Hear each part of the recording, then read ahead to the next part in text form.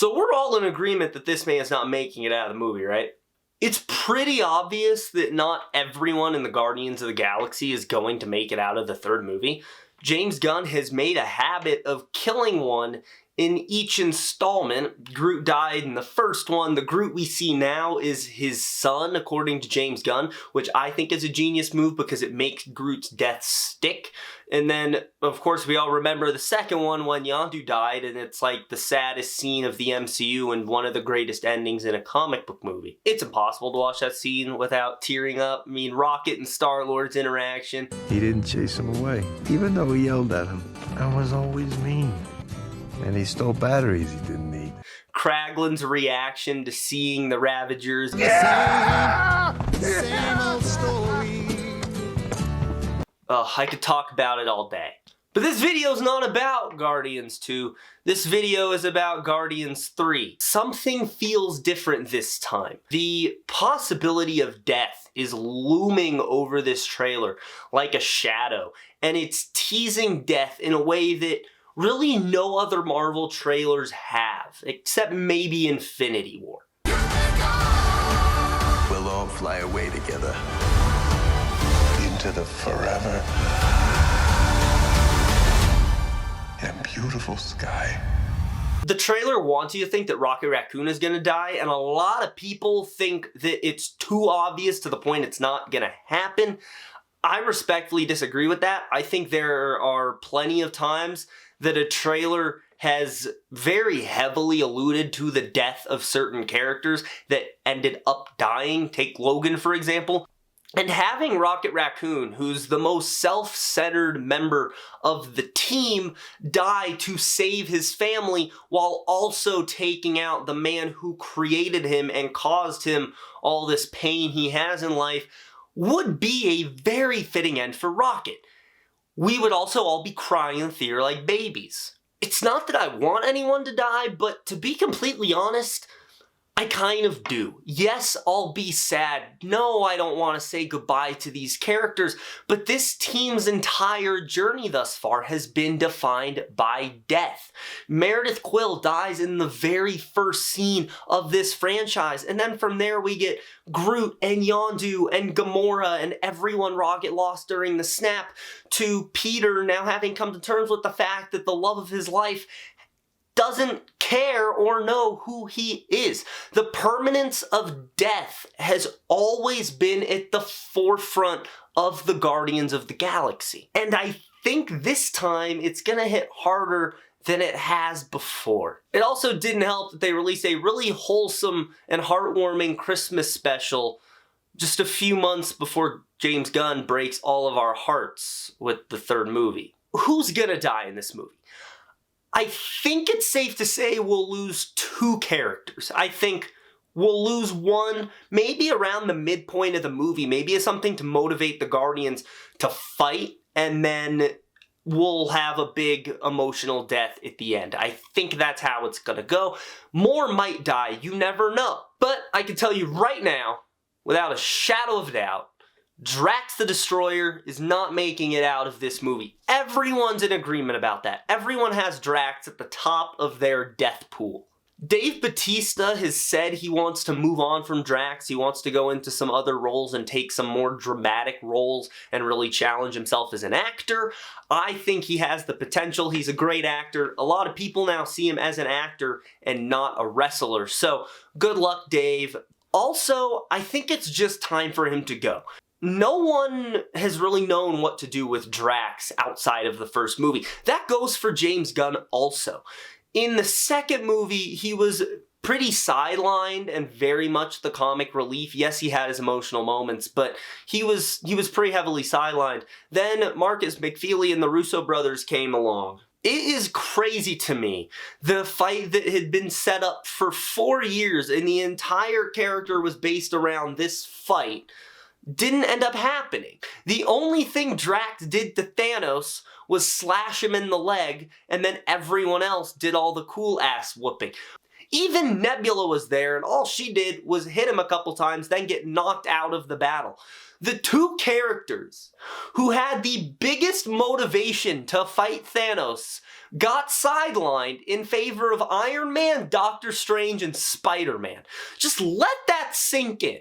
Did you know that in the comics, Drax punches Thanos' heart out of his chest? That's some cool shit. And in the Infinity Gauntlet comic, the one that Infinity War and Endgame were loosely adapting, Nebula's the one who gets the gauntlet from Thanos and makes the final snap. Anyway, enough of that. Drax has been incredibly sidelined, and I think the best way for his story to end is for him to finally get to see his wife and daughter again in whatever afterlife he believes in. I already sort of touched on Rocket dying, and while he's not my biggest choice, he's probably my number 2, if not my 2, then my 3. The only other possibility is that someone else gives their life to save Rocket and him and Lila get to go live a peaceful life together somewhere. We know it's been 11 years in universe. It might be 12 or 13 by the time of this movie in universe. Since the first Guardians, when Rocket said he didn't have that long of a lifespan. We don't know how long it's been since he was merged with Bradley Cooper, but he might be getting old. He might be ready to retire. But I'm basically ruling out the possibility of Rocket retiring because he's too much of a fighter to retire. It's like how Han Solo got old, but he just couldn't stop smuggling. Same thing with Rocket.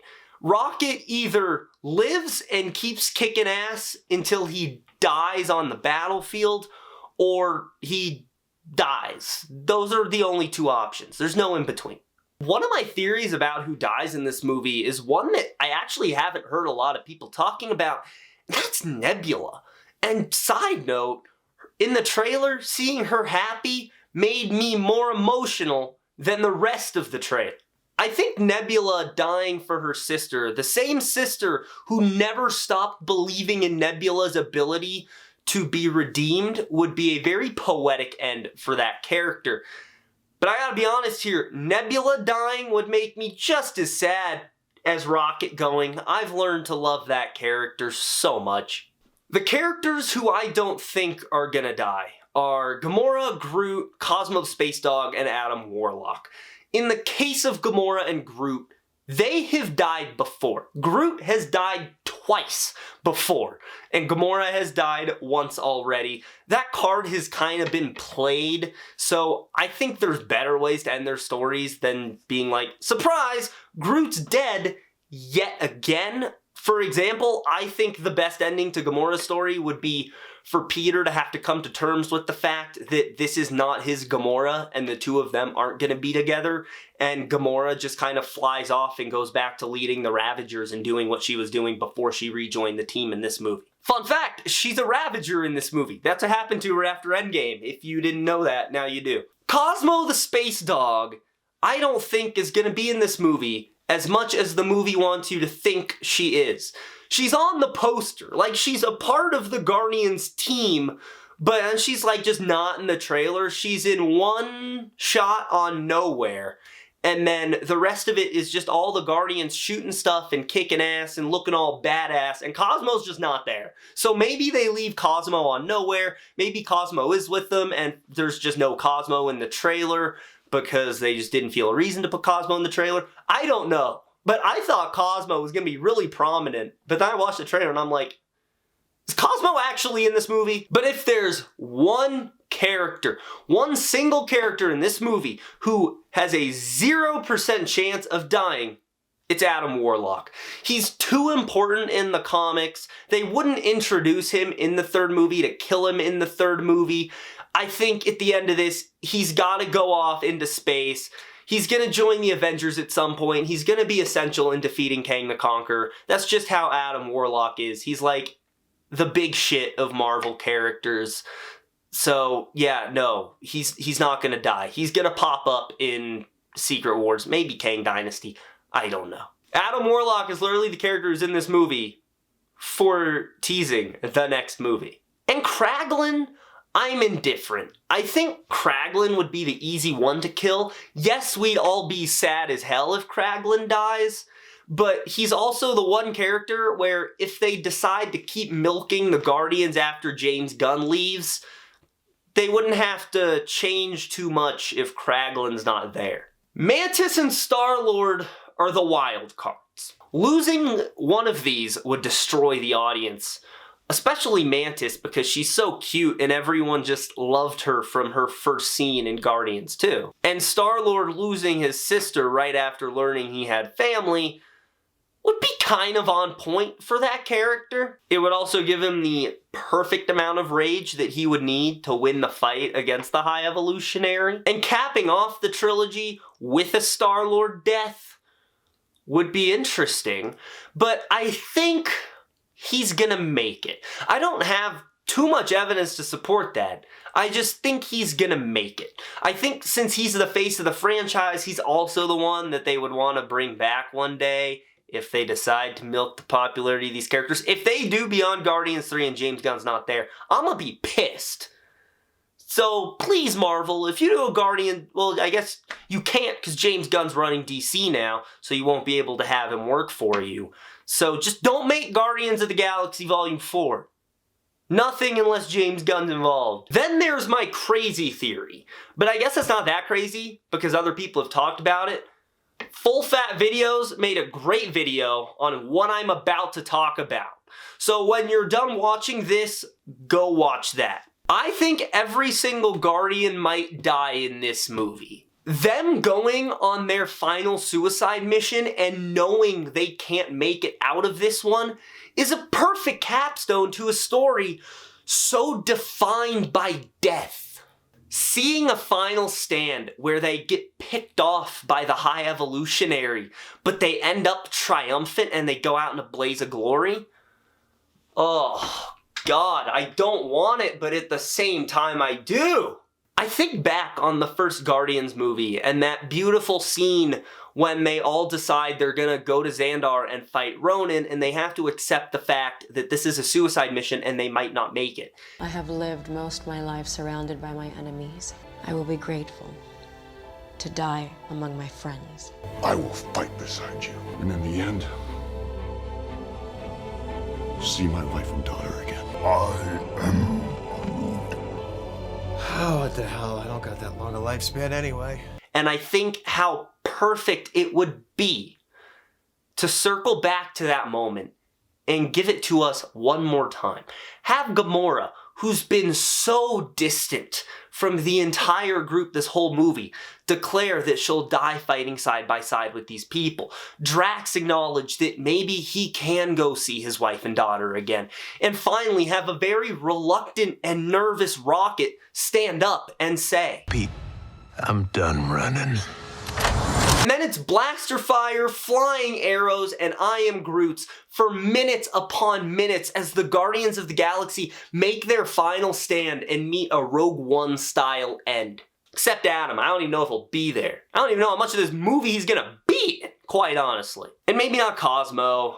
They might leave Cosmo on nowhere when they go on their suicide mission. I'm not saying that James Gunn should directly copy the ending of Rogue One. I'm just using that as a sort of example or a template of how great a blaze of glory death can be, because Rogue One handled that very well. I'm not saying that James Gunn should directly copy the ending of Rogue One, but it is a great example of how a blaze of glory death should be handled. Just having each Guardian go out fulfilling a specific piece of the mission, and they get closer and closer to defeating the High Evolutionary, and at the end they realize they won, but they can't make it out. Their name lives on, they have a legacy in the stars, but they themselves can't make it. And we end it with Star-Lord and Gamora accepting their fate, knowing they'll never be together, and being consumed by whatever carnage there is.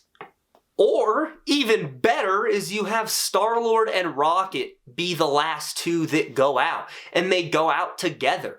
Their arc from reluctant allies to family has hit harder than every single other plot line in these movies, and having them, the two leads of the franchise, be the final two and have them go out. They don't even have to say a word to each other. We know what they're thinking. They love each other. They're glad they're with each other at the end, and Rocket gets to be at peace now. God, I'm getting emotional just thinking about it. And there you go. That's my spiel on the deaths in Guardians of the Galaxy Volume 3.